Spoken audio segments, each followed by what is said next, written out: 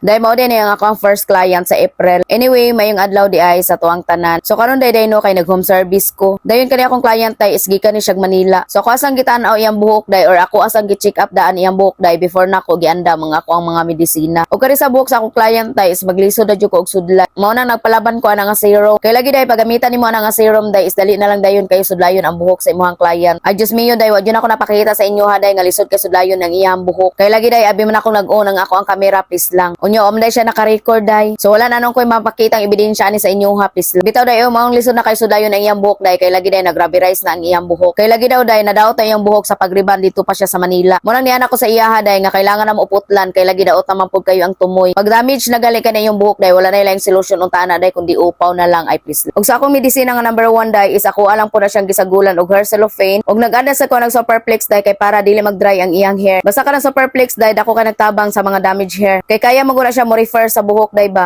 Next proceed ka sa pag-divide sa iyang buhok. Day base na tingala mo day ba day nga basta pagali ang buhok sa akong client day isa ko ana siyang gi-applyan og medisina. So mao jud ay pinaka-technique day pag damage hair na gani ang buhok sa iyong client. Kay para dili mag-dry ang buhok sa iyong client day or dili mo samot og kadaot day kailangan jud niyo siya applyan nga basa pa iyang buhok. Dayon giuna na kog apply day ang kanang bag-o niya nanubo nga buhok ba. Kay kani magong buhok sa akong customer day is kinky ang bagong tubo niya nga buhok ba. Dayon ako lang nag-sprayhan og ihi sa engkanto ang iyang buhok day kay para dili mag-dry. Og ihumol ako ng 40 minutes ang iyang buhok sa medisina day kay lagi kinky hair manggod kayo ang bagong tubo niya ba. Pero time to time day is ako na i-check iyang buhok mo na naglingkod-lingkod sa kuda kadali. Mahuman sa 46 minutes day is naluto na jud ang kinky hair niya mo nang nagkuha na po kog ng medisina day. Kay ang previous riba na sad niya ang ako ana pong butangan og medisina. Kumbaga day ba ako anang ius-us ang medisina padulong sa ubos. So tanan na ning buhok niya day is ako anang butangan og medisina. Kay damage naman lagi ni ang iyang previous riba. Mo nang ihumol na ako na siya day og 20 minutes. Og ako lang na siyang gialalayan og spray day kay para dili mag-dry ang iyang buhok. Pag human sa 20 minutes day is giswasan na nako ang iyang buhok. Then gisprayhan lang din ako na siya medisina day nga gikan sa Hair Refresh Asia. Hair protection day na siya day pag mag-blower ka or magplansya ka sa buhok sa imong client. So nindot kay na siya nga product day kung daot ang buhok sa imong customer day so isprayhin na siya day before mo magplansya or mag-blower. Og kana day tanang mga product nga akong gigamit sa akong pagriban day is available na tanan sa akong TikTok shop. So naa na tanan day sa akong yellow basket. So anyway day na plansya na day ko ani. Sa pagplansya day is kailangan ni piso lang ninyo pagplansya no. Kay para tanang buhok bitaw day no is maluto ba. Dayon balik-balik lang ninyo og plansya day. Kay ang pagplansya man gud ang pinaka-importante man gud. Og next day nag-apply na day ko sa akong ikaduhang nga medisina. Og sa ikaduhang na akong medisina day is ako ana para siya gihaluan og Hair Refresh Asia. Og nag-ada sa kog superflex ana day kay para sinaw og lumoy ang buhok sa akong client. Og before day ko nagbutag medisina siyang buhok day no is ako lang nag-sprayhan daan og tubig. Dayon ang ikaduhang nga medisina day is gumulo na ako na siya 30 minutes. Paghuman ana day akong giwaswasan kay lagi day mag-color na ko siyang buhok. So wala na nako gipakita sa inyo day sa pag-color siyang buhok kay lagi day naabtan ako gabi ani. Kay paghuman mag-color na ko siyang buhok day is ako anang gibotox mo nang ako ana po nang giplansya diha. Paghuman sa tanang ritual na ko siyang buhok day mo na ang kalalabasan sa iyang buhok. Ay Diyos mio day naulian iyang buhok. Muna patilangaw ani day digias please lang. Pero grabe na ko kadugay na human anig trabaho. Alas 8 ko sa buntag nasugot siyang buhok day na human po ko alas 8 sa gabi o di ba ang saya. Muna pag damage hair na gali na yung buhok day dugay na jud kay na siya trabahoon. Kumbaga day ba matrabaho na kay sa tanan. Anyway, mo ra day to ako i-share sa inyo no og dire na day ko mag-end. I'm Emerly and thank you for watching mo nang bye mo. Oy.